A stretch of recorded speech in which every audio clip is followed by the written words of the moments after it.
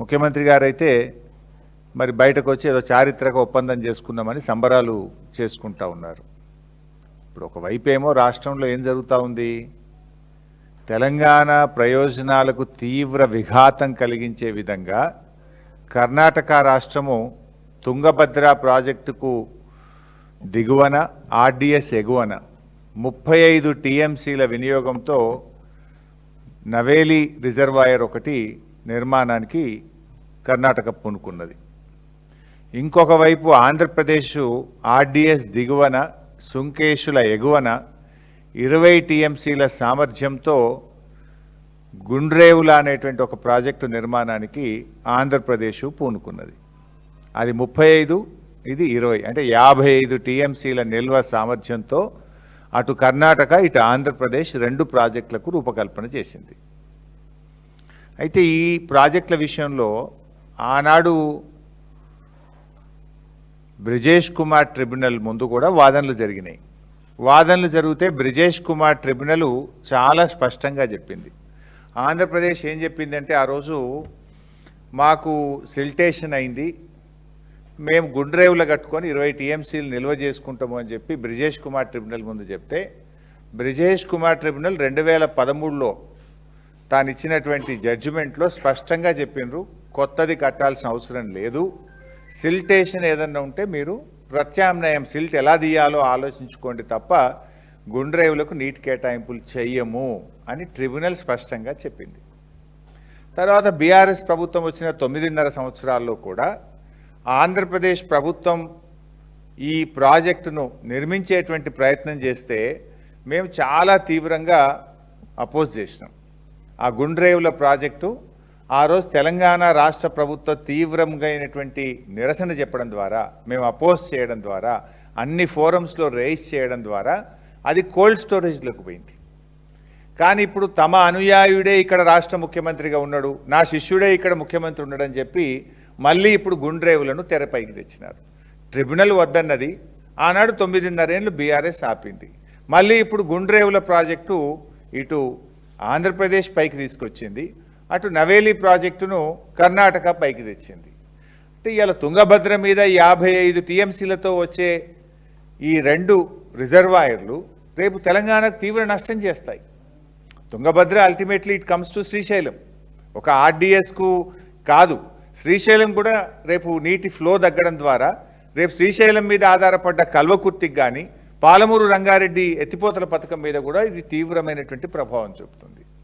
మరి ముఖ్యమంత్రి గారు మేము చాలా గొప్ప ఒప్పందం చేసుకున్నాము, ఎవరిని లోపల రానియలేదు, ఆఫీసర్లందరినీ బయటనే కూర్చోబెట్టినాము, ఉత్తమ్ కుమార్ రెడ్డిని కూడా బయట కూర్చోబెట్టినాము, లోపల 3 ముఖ్యమంత్రులము, కేంద్ర జలవనరుల శాఖ కార్యదర్శి కాంతారావు గారు, 4 కూర్చున్నాము అన్నారు.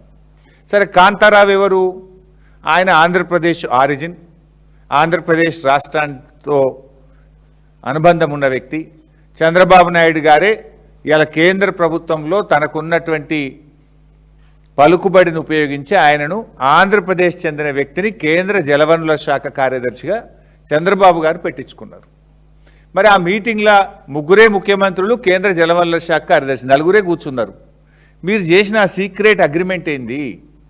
ఏం అగ్రిమెంట్ చేసినారో ఇలా రాష్ట్ర ప్రజలకు తెలవాల్సిన అవసరం ఉంది, స్టేక్ హోల్డర్స్ అందరికీ తెలవాల్సినటువంటి అవసరం ఉంది. నీకేమో అవగాహన తక్కువ, ఆగమాగం ఎక్కువ నీకు. ఎందుకంటే నువ్వు గతంలో అనేక విషయాలు కూడా మాట్లాడినావు. దేవాదుల ఏ బేసిన్లో ఉంది, నల్లమల్ల ఆంధ్రప్రదేశ్లో ఉంటుందా తెలంగాణలో ఉంటుందా, బచావత్కు బ్రిజేష్ కుమార్ ట్రిబ్యునల్ మధ్య కూడా తేడా తెలియని విధంగా నువ్వు ఎన్నిసార్లు మాట్లాడినవో, ఎన్నిసార్లు అభాస్పాలైనవో, కనీస అవగాహన లేని రహిత్యాన్ని ఎలా బయట పెట్టుకున్నావో రాష్ట్ర ప్రజలందరికీ తెలుసు. ఇప్పుడు నువ్వు నిన్న 3 రాష్ట్రాల మధ్య గొప్ప ఒప్పందం జరిగింది అంటున్నావు. ఏం ఒప్పందం జరిగింది? ఇప్పుడు మనకు ఆర్డిఎస్ ప్రాజెక్టుకు 15.9 టీఎంసీల నీళ్లు రావాలి, రావడం లేదు. ఆనాడు కేసీఆర్ గారు తుమ్మిళ్ళ లిఫ్ట్ పెట్టి కనీసం 50,000 ఎకరాల కన్నా నీళ్ళు వచ్చేటట్టు చేసిండ్రు. నువ్వు నిన్నటి మీటింగ్లో కేంద్ర మంత్రితోని మాకు ఆర్డిఎస్కు ట్రిబ్యునల్ అవార్డు ప్రకారంగా రావాల్సిన 15.9 టీఎంసీలు రావడం లేదు అని చెప్పి ఏదైనా స్పష్టమైన హామీ తీసుకున్నావా? చెప్పు నువ్వు ప్రజలకు. లేదు తుంగభద్ర మీద ఇలా కర్ణాటక కురిడి అనే ఒక ప్రాజెక్టు 2 టీఎంసీల ప్రాజెక్టు కడతా ఉంది. చిక్కాలపరివి అని 2.5 టీఎంసీల బ్రిడ్జ్ కమ్ బ్యారేజ్ కడతా ఉన్నారు. చిక్కాల మంచి అని 5 టీఎంసీల బ్రిడ్జ్ కమ్ బ్యారేజీ కడుతున్నారు. అంటే ఇవి ఒక 9.5 టీఎంసీలు. ఈ 9.5 టీఎంసీలతో 3 బ్యారేజీలు ఈరోజు కడతా ఉంటే దీన్ని ఏమన్నా అడ్డుకోవడానికి, దీనివల్ల తెలంగాణకు నష్టం జరుగుతుందని చెప్పి నువ్వేమన్నా స్పష్టమైన హామీ పొందినవా చెప్పు. నువ్వు ఆర్డీఎస్కు 15.9 పక్కా ఇస్తామని కానీ, కర్ణాటక అనుమతులు లేకుండా అక్రమంగా నిర్మిస్తున్నటువంటి ప్రాజెక్టులు నిలిపివేస్తామని ఏదైనా స్పష్టమైన హామీ మీరేమన్నా సిఆర్ పాటిల్ గారి నుంచి పొందినరా ఈ రాష్ట్ర ప్రజలకు చెప్పాలని మేము అడుగుతా ఉన్నాం. ఎందుకంటే ఇవాళ ముఖ్యమంత్రి గారు ఏమంటూ చాలా అద్భుతం జరిగింది. ఏం అద్భుతం?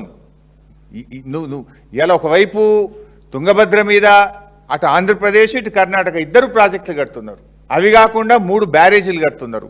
ఇవాళ కర్ణాటక గవర్నమెంట్ మనకు ఒక లెటర్ రాసింది.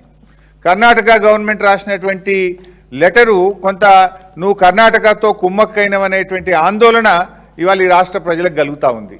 ఏం రాసింది? ఇది కర్ణాటక ప్రభుత్వం తెలంగాణకు రాసినటువంటి లేఖ. ఈ లేఖలో కర్ణాటక తెలంగాణను ఏం కోరుతుంది అంటే, further it is requested by the state of Karnataka the state of Telangana not to precipitate the matter with any comments, observation to the concerned authorities, Government of India, in respect of the projects of Karnataka. మేము కట్టుకుంటున్న ప్రాజెక్టులు చిక్కల మంచి bridge cum barrage, చిక్కలపరివి bridge cum barrage across Tungabhadra river. మేము Tungabhadra river మీద ఈ 2 ప్రాజెక్టులు కట్టుకుంటున్నాము. వీటికి మీరు ఎలాంటి అడ్డంకులు చెప్పొద్దు. మీరు ఏ అడ్డంకులేవి కూడా కేంద్ర ప్రభుత్వం దృష్టికి తీసుకుపోవద్దు. మీరు సప్పుడే కుండుండ్రి అని కర్ణాటక అడిషనల్ చీఫ్ సెక్రటరీ మన తెలంగాణ ఇరిగేషన్ కార్యదర్శికి రాసిన లేఖ. దీనికి మీరు ఏం రెస్పాన్స్ ఇచ్చిండ్రు? నిజంగానే ఇప్పుడు నాకు ఎందుకు ఇది నిజం అనిపిస్తుంది అంటే, ఇప్పుడు సంవత్సరమైంది ఈ ప్రాజెక్టులు స్టార్ట్ అయ్యి. ఈ కురిడి కానీ, చిక్కలపరివి కానీ, చిక్కల మంచి కానీ, ఈ 3 ప్రాజెక్టులు కర్ణాటక స్టార్ట్ చేసి దాదాపు కురివి అయితే సగం పని అయిపోయింది. కురిడి ఈ 2 బ్యారేజీలు కూడా ఇలా ముందుకు పోతా ఉన్నారు. ఇప్పటి వరకు తెలంగాణ ప్రభుత్వం అబ్జెక్షన్ కూడా చెప్పలే.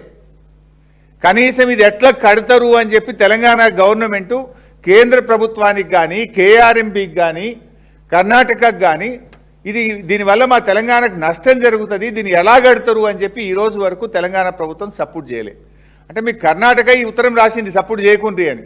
కర్ణాటక రాసినట్టే మీ చీకటి ఒప్పందం ఏంది, మీరు సపోర్ట్ చేయకుండా ఎందుకున్నారు అని ఇవాళ తెలంగాణ ప్రజల పక్షాన మేము అడుగుతా ఉన్నాం.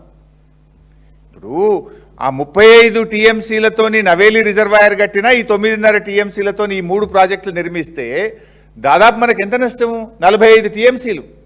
రేపు ఆర్డీఎస్కు మనకి ఇప్పటికే 15.9లో 5 కూడా రావట్లేదు. అంతేకాదు రేపు తుంగభద్ర నీళ్లు శ్రీశైలంలోకి రావాలి. పైన ఈ నీళ్ళన్నీ ఆగితే రేపు శ్రీశైలంకు ఫ్లో తగ్గితే రేపు శ్రీశైలం మీద ఆధారపడ్డ కల్వకుర్తి ఎఫెక్ట్ అవుతుంది.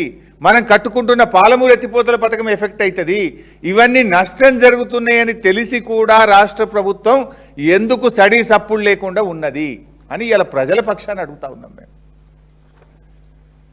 అయితే అందుకే మేము ఇలా ఆ విషయాలు ఏందో బయట పెట్టాలి. 3 రాష్ట్రాల ముఖ్యమంత్రులతో జరిగిన చర్చల వివరాలు ప్రజల ముందు పెట్టాలి. అంత సీక్రెట్ ఏంది? ఉత్తమ్ కుమార్ రెడ్డి నీళ్ల మంత్రినే బయట ఎందుకు కూర్చోబెట్టినరు? మన తెలంగాణ ఇరిగేషన్ ఇంజనీర్లు, ఐఎస్డబ్ల్యూఆర్ ఇంటర్స్టేట్ ఇంజనీర్లు కానీ మన ఈఎన్సీని కూడా లోపలికి ఎందుకు రానియలేదు? ఈ ఇంజనీర్లను బయటపెట్టి నీళ్ల మంత్రిని బయటపెట్టి మీ 3 సీక్రెట్గా గంట సేపు ఏం మాట్లాడుకున్నారో ఆ వివరాలు ఏంది, తెలంగాణకు జరిగే ప్రయోజనం ఏంది, తెలంగాణకు మన హక్కులు కాపాడడానికి మీరు చేసిన కృషి ఏందో రాష్ట్ర ప్రజల పక్షాన మేము అడుగుతా ఉన్నాం. చెప్పండి. ఇప్పుడు కర్ణాటక గడుతున్న అక్రమ ప్రాజెక్టులు ఆపినరా? ఆర్డీఎస్కు నీటి వాటా సాధించిండ్రా? మీరు చేసింది ఏందో చెప్పాలని చెప్పి ఈరోజు మేము అడుగుతా ఉన్నాం.